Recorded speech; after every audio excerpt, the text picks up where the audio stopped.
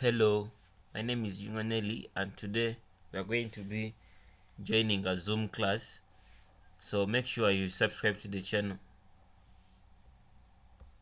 Settings, okay, of companies and individuals as well. So before you get financing from an institution, one of the requirements is basically you look at your credit rating, your credit history, and see how you've been performing with other institutions. So this can act as a deterrent, okay, for misbehaving, yes. So that can be also handled. Now I give you a simple example. I believe you've bought items from hawkers. Okay. Yeah. Now with hawkers, all they look at is this transaction now. Now, much of the time, they may give you defective products because they think you'll never meet again. It's just one transaction, one off. Not knowing that this world is small, we shall meet again. And you want to sell to me your product, and I tell you, please, no. Last time you sold me a defective product. Okay? Most of for us who use the public transport when you are going for the long journeys. Yes, that happens. Yeah. So as human beings, we are that myopic, thinking, yes, just a one-off. Okay? I'll cheat this person, and then I go and cheat the other one, I cheat the other one, I cheat the other one. By the time you realize it, everybody knows that you're that cheap. Then you lose out. Okay. And then lastly is the secrecy of the businesses. Some people don't want to share their business secrets. Now, for that reason, they don't get into partnerships. Because if you get into a partnership, then the other party should actually know what you're doing and how you do it. So if you're not interested in sharing the nitty-gritty of your business, then of course you cannot get into partnerships.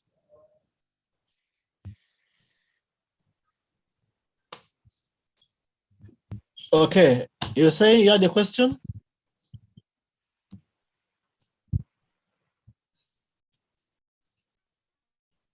Any questions? So that marks the end of the partnership modes that we were supposed to discuss.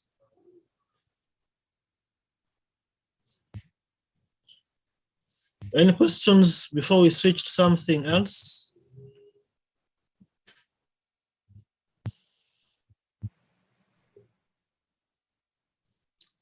Giorgio, any questions?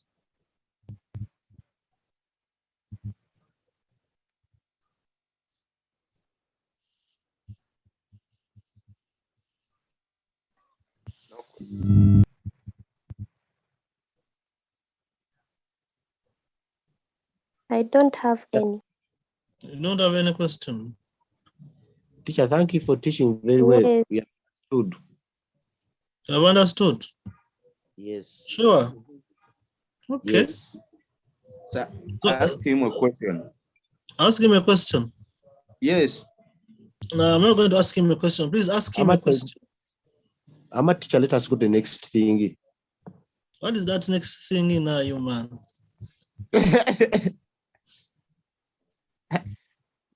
Jojo, ask him a question. I don't have a question. No, the guy is ready to answer. Yes. Jojo. What should I ask? I have nothing to ask. What you have understood out of the what? The lecture. Okay, ask him what he had for breakfast. Okay, what did you have for breakfast? What? Bana, is that coming in coursework? Yes. What's happening around here? Jojo. Yes. Okay. Okay. Donuts. Yes. Yes. And some porridge for Wachiga. And porridge. Yeah, bushera. Okay. Bushera. With milk. That's why I'm active today. Huh. Master, the milk is expensive.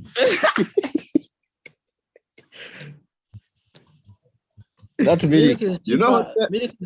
Milk hostel is cheaper life. than water. Yes. Hostel for Milk is hostel cheaper life. than water. Master, you are different people from different worlds. Okay, so let's look at the other bit of the contract, so the classifications.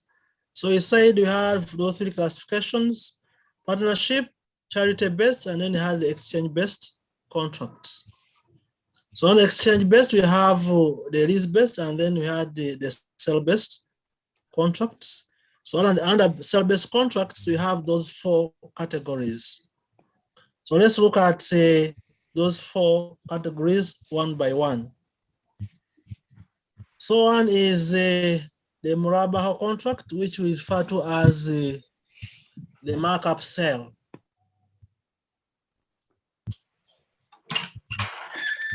So Muraba, one word for that, the English version is a markup sale. So how does it work? It's done on a cost plus profit basis. So you can use it for both short-term and long-term. So in this case, the bank undertakes to supply goods or commodities to the client. Okay, so we agree on certain terms and conditions for the service.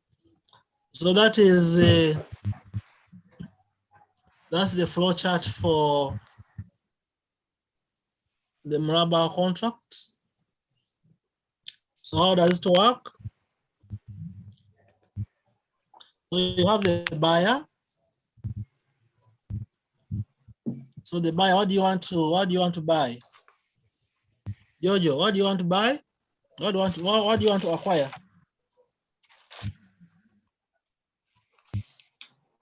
After graduation, what do you want to acquire?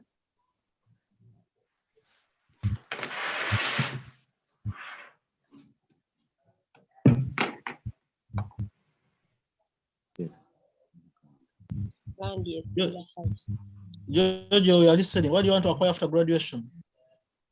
Job. Ate yo job ogisaba mu ssente z'ebbanka akasiru.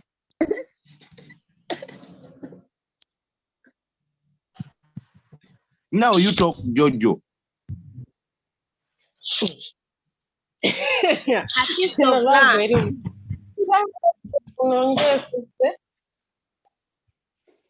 Jojo, please let's get back to class. Tell us what you want to acquire after graduation. Land. Land. Yeah. Okay. So Jojo wants to acquire land.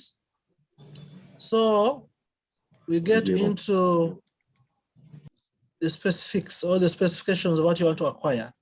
So under these contracts, the client has to specify in detail what he wants to acquire or what she wants to acquire. So you want to acquire land, okay? So you need to describe that land.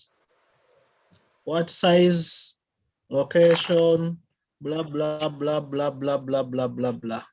So you give all those details to the bank. So the bank is your financier. Okay? So you want land in Akawa, size 100 by 100, okay? Good neighborhoods, okay? etc. Smailo or Kabaka land, you specify. Okay, it's not a swamp, it's not a hill, okay? Provide all those details to the financier. So after all those specifications, then the bank goes ahead. The bank goes to the markets to acquire that land. So the bank buys what you want, okay, from the vendor or from the supplier. So the bank acquires what you asked for, okay, at the given price. Are you together? So after that, then the bank has to sell this item to you, the customer. Okay. However, you have to agree on on so many things. Okay, so that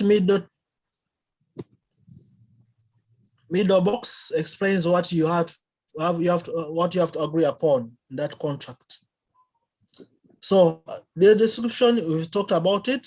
Now, 2, the cost of the item, of the land. So the bank has to disclose, okay, the costs of the item that you asked for. So the bank discloses, okay, I bought this land at 100 million Ugandan shillings. So that disclosure is very, very important under this contract. It's one of the special contracts in Islamic finance. Normally, we are not under obligation to disclose the cost of what we are selling.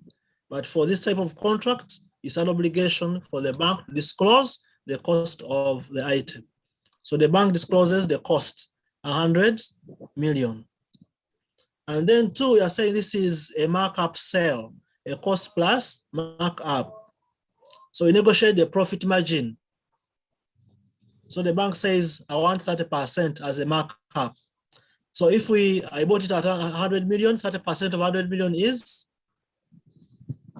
30 million, right?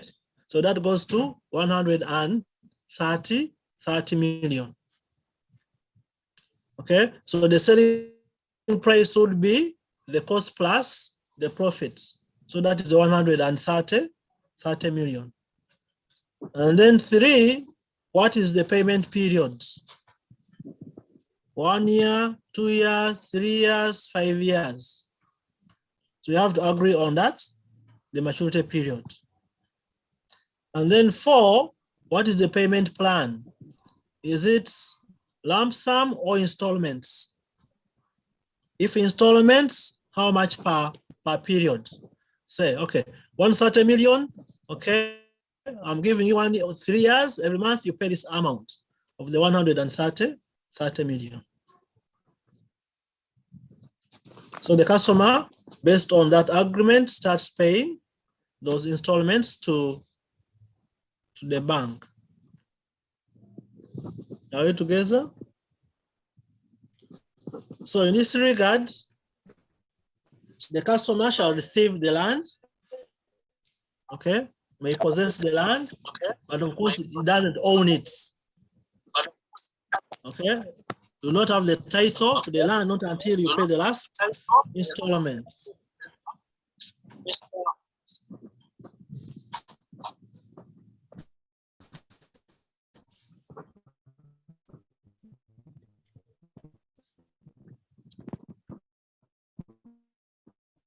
So the customer gets possession of the asset that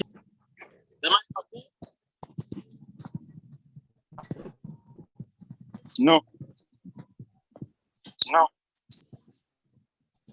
but it's not my network, it's Airtel network.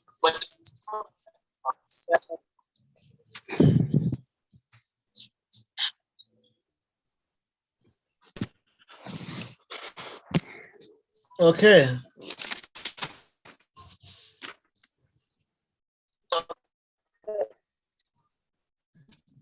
So the client shall have possession of that item.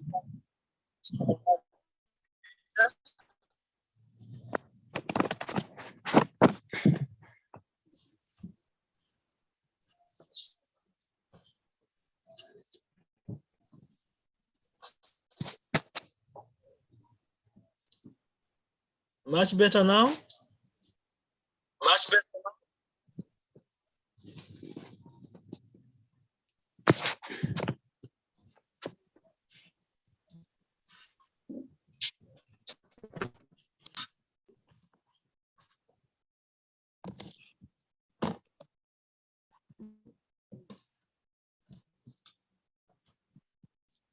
Can you not hear me properly? Jojo, do you copy? You proceed? Continue, sir. Yeah. Okay. So I was saying that upon agreement, then the bank shall hand over the item or the asset to the customer. So the customer only possesses this item but does not own it. And then he starts paying the installments. So at the moment he pays the last installment, then he gets the title to whatever he acquired. Then much of the time, the collateral to this is basically the asset itself. Okay, that was acquired. Are we together? So how does the bank make money? Through the markup.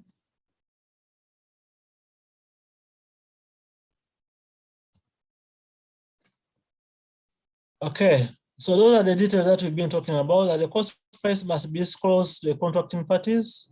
The markup has to be disclosed as well. And then the seller must be the owner of the objects, okay, or an agent of the owner. So here we have a catch, okay, that the bank has to own what is selling. So the bank takes some risk here in this regard.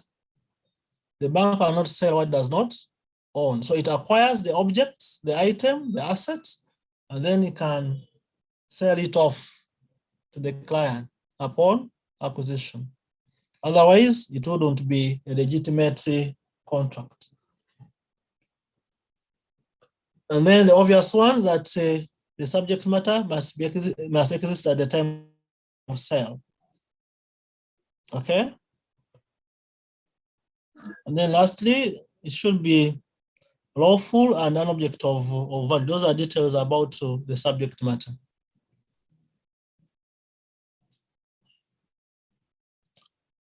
Excuse me, sir. Yes, please. Sir, I'm requesting to take me back to the previous slide.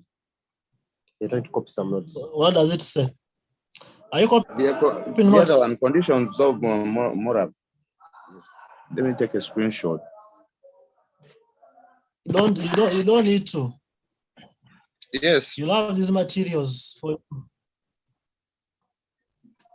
Like I said earlier, please focus on what you're discussing. You'll have these materials. You don't have to take notes and screenshots. Oh.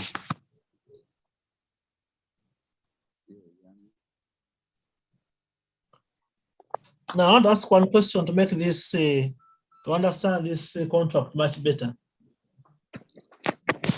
So I'm sure you want to have a car loan, okay? Yes. And you have two options: using this model and then using the conventional model. So the conventional model says car loan, you go to the bank, then you say, I want 100 million to buy a car.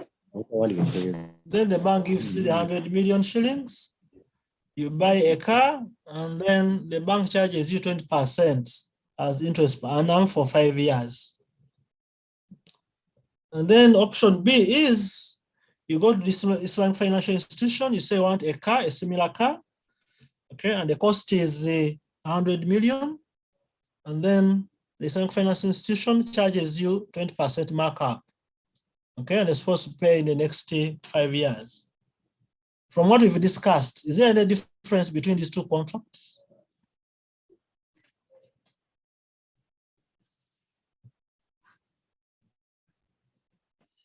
Pardon, sir.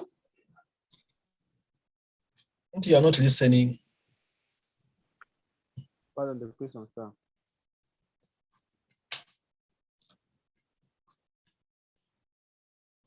We have just discussed the markup sale on Muraba,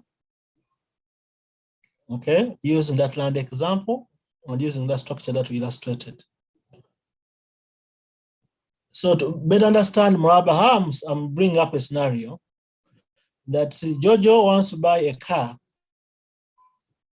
and the car costs 100 million shillings. She has two options. One, go to Islamic bank, a conventional bank, gets a loan of 100 million. She buys the car, and the bank charges 20%, okay? And then for 5 years, payment period is 5 years. And then two, option B is go to an Islamic financial institution, want to buy the same car, cost is 100 million, and then the bank charges a markup of 20% for the 5 years. Okay, to be paid in 5 years. Is there any difference between those two contracts? Or they are the same? 100 million, 20%, 5 years. Do you see any differences from what we've just discussed?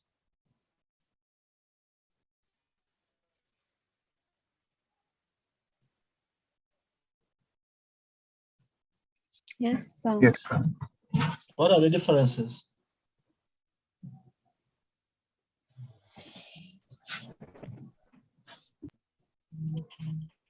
The bargaining, the transfer of an asset, before the asset is not yet transferred to the owner. I think that is a difference.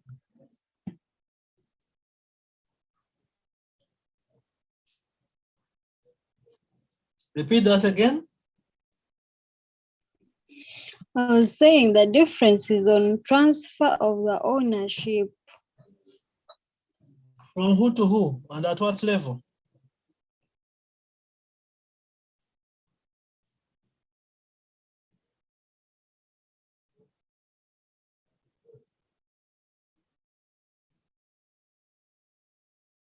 So one core difference is, like I mentioned earlier, that for the conventional loan, all the bank does is give you the money. Okay, the bank does not take any risk in whatever you're going to do. Okay, the bank does not incur any risk in this transaction that you're going to take. So they give you this money, anything can happen to you from the moment you have this money, okay, to the time when you're going to acquire the car or the asset. That's one.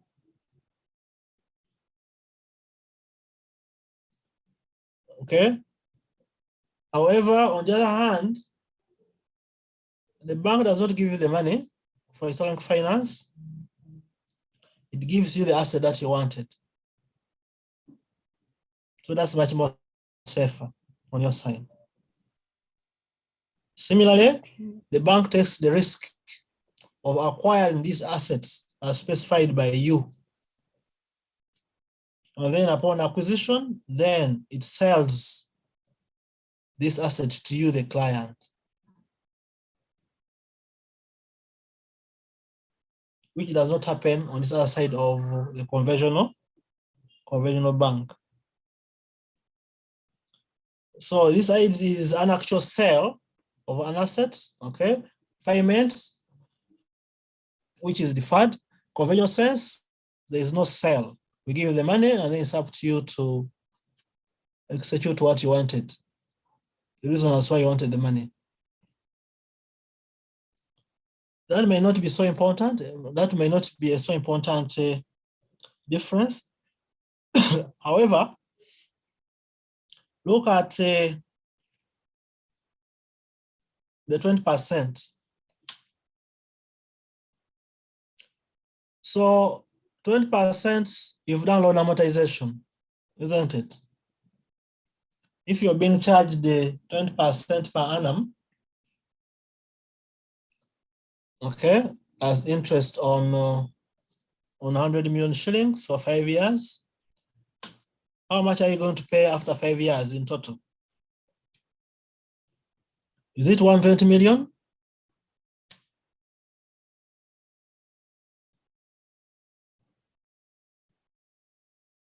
Will it be 120 million?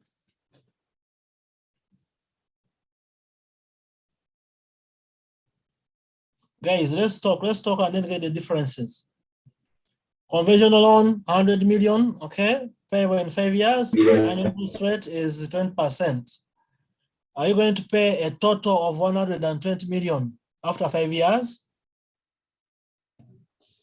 No, it's likely to be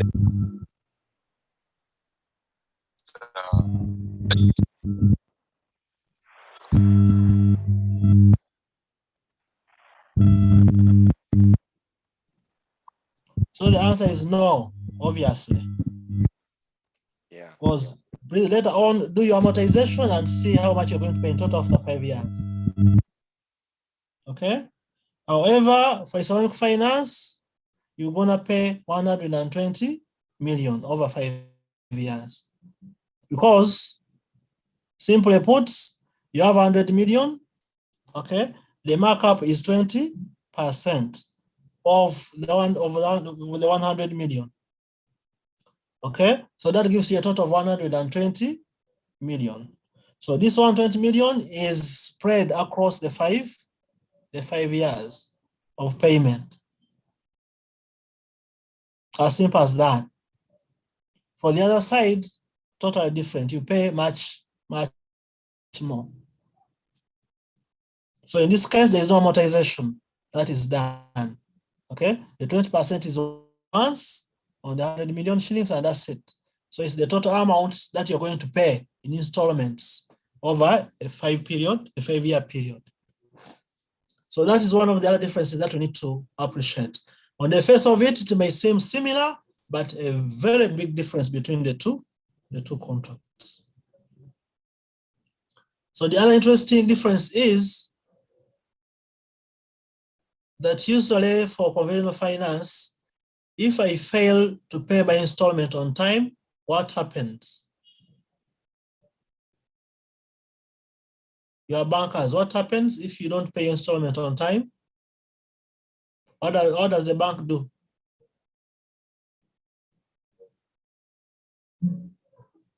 You get penalized. There is a fine that you're supposed to pay if you don't pay installment on time. So all those are extra charges in conventional banking. In Islamic finance, if I don't pay my installment on time, okay, then step number 2 is establish why I didn't pay my installment on time. If the reasons were beyond my control, then I cannot be penalized. If I didn't pay on time because of COVID, because of a lockdown, then you cannot penalize me for failure to. In conventional sense, it doesn't matter. Okay? Whether you have a reason or no reason at all, you delay to pay on time, you get penalized. Now, there's one funny scenario when it comes to the salary loans. So if your loan is tagged to your salary, and then you agree with the bank that, okay, every first day of the month, please deduct my salary, and then you take off your installment. And then for whatever reason, the salary does not come by first and it comes by 5th, you get penalized as well. You pay a fine, okay, for a salary coming after the agreed period of time. So that is the third core difference between those two contracts.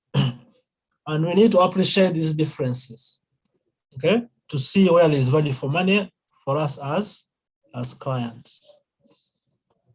So how does the bank make money? The 20% markup, okay, is the profit for the bank in this regard. Any questions? Yes, I have a question. Yes.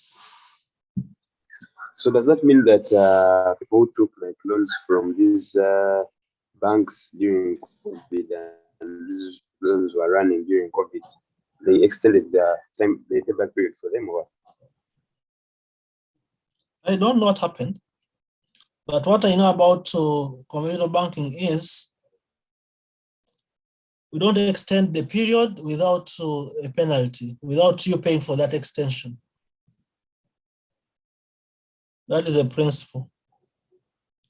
If you're supposed to pay now, or by now, and you cannot pay now, whenever we extend the period of payment, then we charge you for that extension. It's not free of charge. So that's how banks make money. And your bankers yourselves. But the reverse is true for Islamic bank and finance. But you'll have those details as you discuss credit management. You'll be doing loan recoveries, etc. So they'll give you all those details when you do that. Any other question?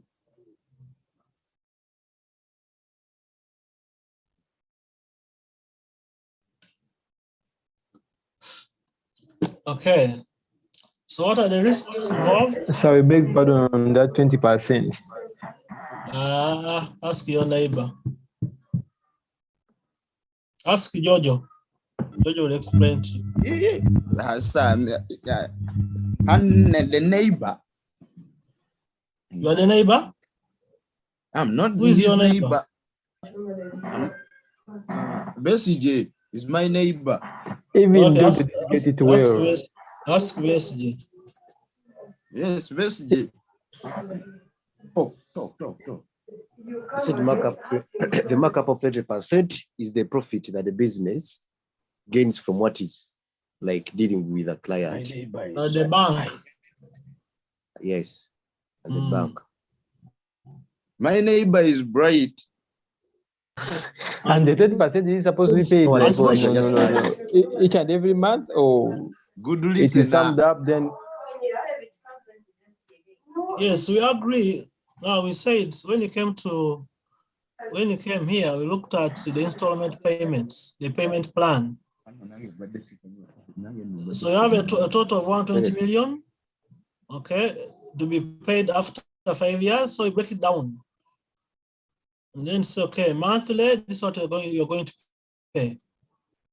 And that's what you're supposed to pay on a monthly basis. Or we agree that 5 years, please pay in a lump sum of 120 million shilling. But in practice, this is paid in installments. So 5 years times 12, what do you get? Those are 60 months, right? So 120 million divided by 60, how much is that?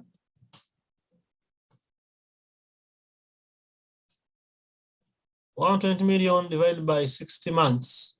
What do you get? So every month, how much do you pay? $2 million, right? Yeah, man.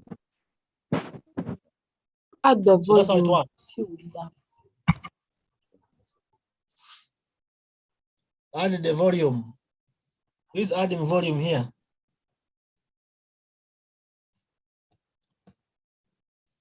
Okay, so that is Muraba. Let's go to, because this is my last lecture, I'm not going to come back again to discuss this.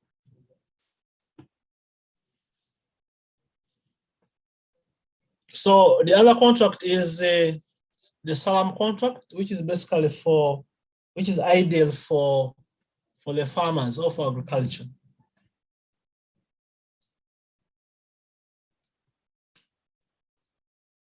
So Salam Contract is ideal for agriculture specifically. So how does it work?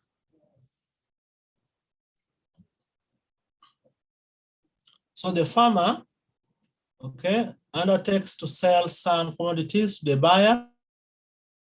In this case, the buyer is the bank, at an agreed future date in exchange for a price fully paid in advance on a spot basis. So we as farmers, it's okay. I have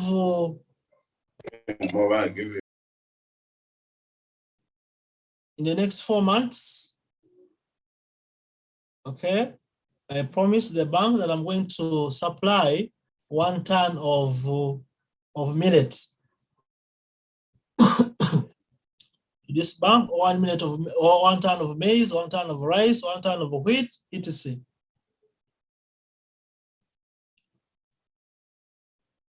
Okay, in exchange of a price, I would say 1 million or 10 million, which is paid to me now. So the bank pays me my 10 million, okay, for the 1 ton of millet that I'm going to supply in 4 months' time. So precisely that's what Salam contract is all about. Me, the farmer, I get into an agreement with the bank. They say 4 months from now, I'm going to supply you with 1 ton of millet. The value is 10 million. So I get my payment now. And then I supply you with this product after 4 months. So that's the summary of what Salam contract is. So it's a deferred delivery sale. Okay, delivery is deferred, but the price is paid in advance. However, the quality and quantity of the product should be specified in the contract, well in advance.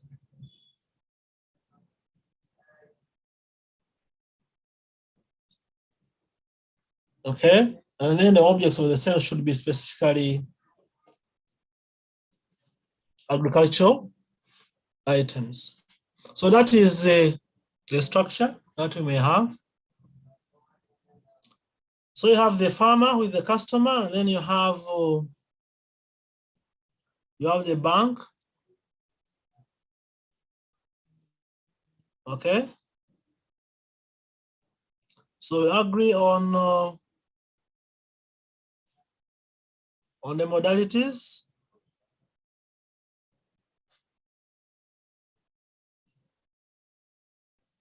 You have the steps here. Okay.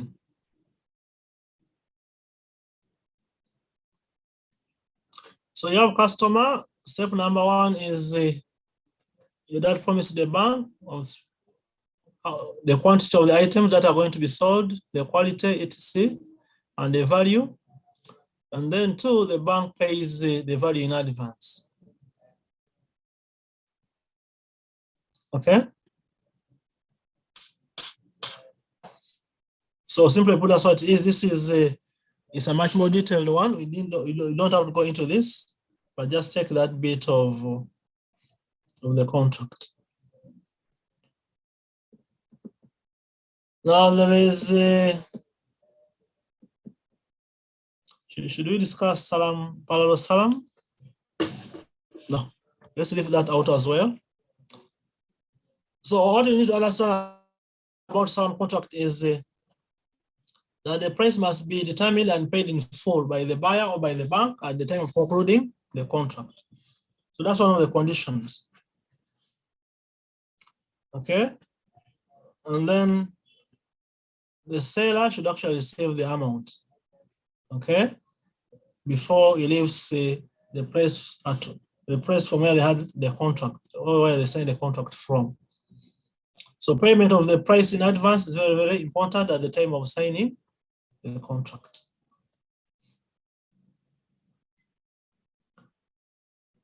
Now, this is one of the another special contracts, okay? In Islamic finance, Salam contract. If you have any farmers in here, you know the challenges that farmers go through in agriculture. Okay? So the essence of, okay, maybe how does the bank make money practically in this? Now, much of the time, the price which is paid in advance, okay, is lower than the market value of those items prevailing then. For instance, if I want 1 ton of millets, okay, and the market price for millets now is 5,000 per kilo. So for the Salam contract, then less likely that I'm going to pay 5,000 per kilo. Just a common sense. Most likely, I'm going to pay less than 5,000 per kilo. For simple reasons, I'm in business. Okay, I'm not a charity. So if I pay this one in advance, then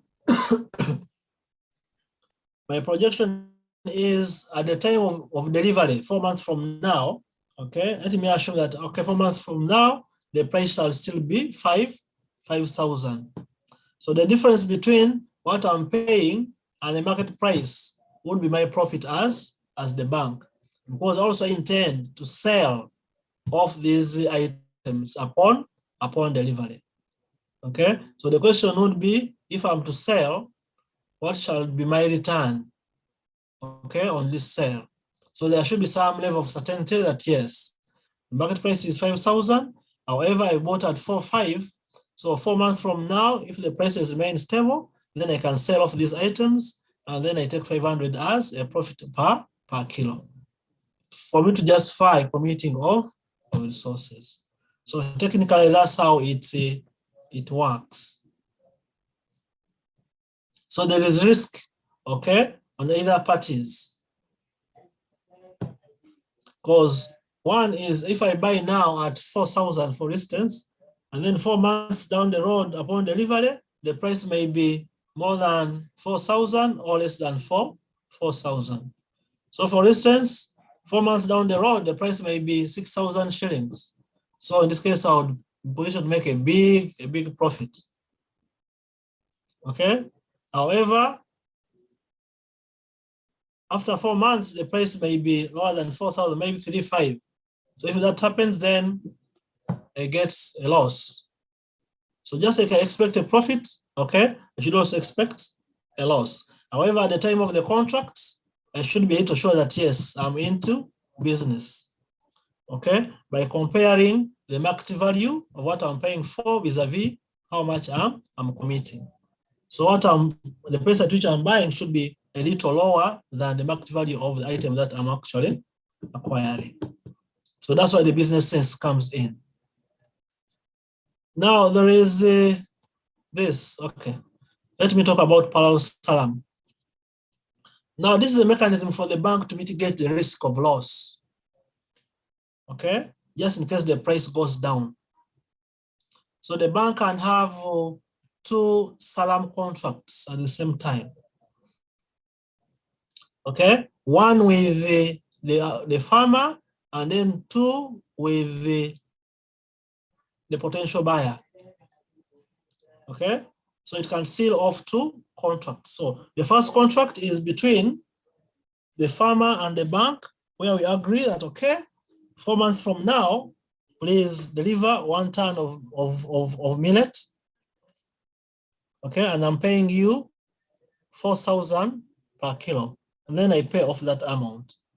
However, for the bank to mitigate, okay, the price risk, it gets into another salam contract with a potential buyer, maybe a manufacturer of chitilibita who is going to use this millet to manufacture chitilibita.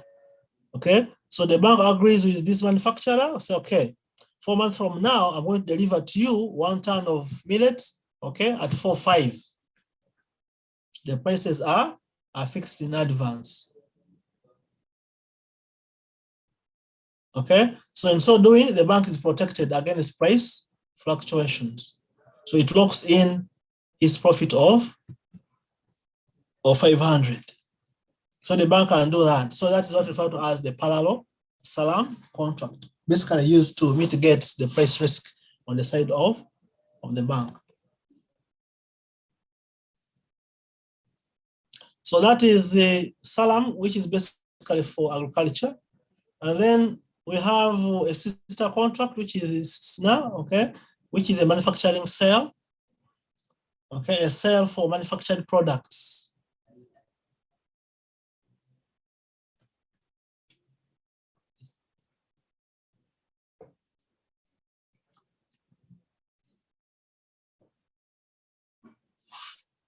So you may want a house, for instance, or you may want a product, okay, to be manufactured or to be made.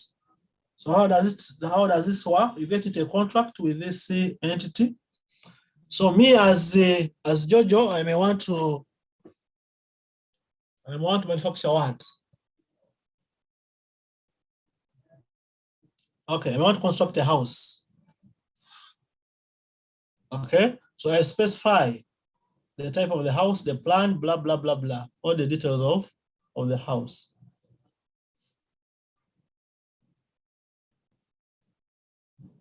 So it's a contractual agreement with the manufacturer to produce items with specified descriptions, okay, at a determined price.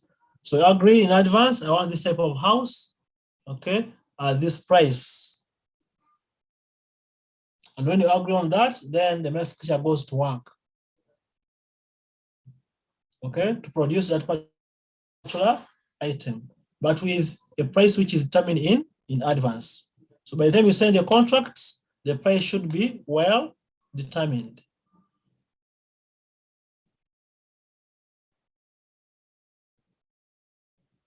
So mode of payment, it can be in advance or it can be installments. Okay, it can be periodic. That okay, the price of this product be manufactured is 100 million. Here is the 100 million, please. Okay, I want my products as agreed.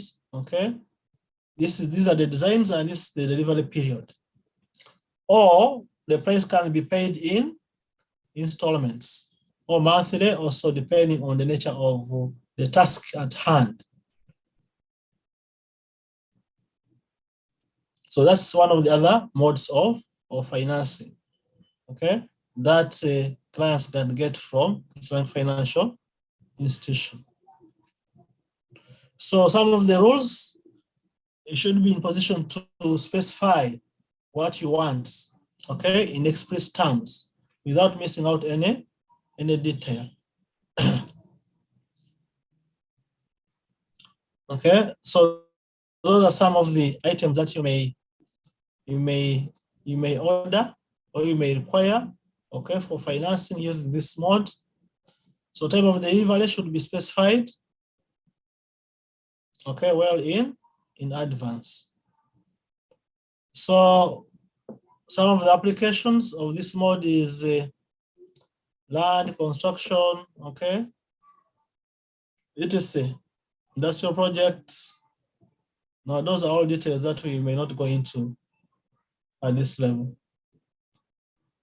Those differences, yes, we can come to them, but it's not important at this time. And then lastly, you have leasing. I will not discuss leasing because there isn't too much difference.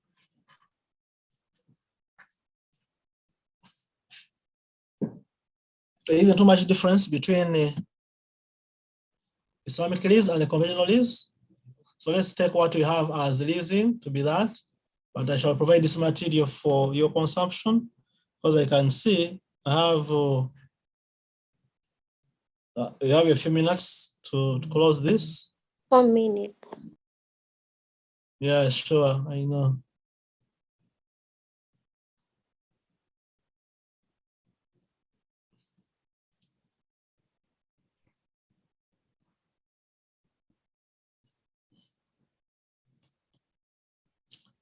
Okay.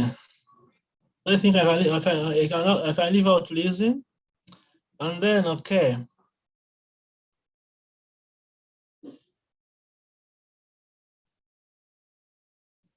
All that is leasing. I think that's it. So those are some of the contracts that you may look at. And then we discussed the child care contracts so well. So unless if you have any questions, the Cuban has done his work and once call it a semester, so I can link up. Thank you so much for watching. Make sure you subscribe to the channel.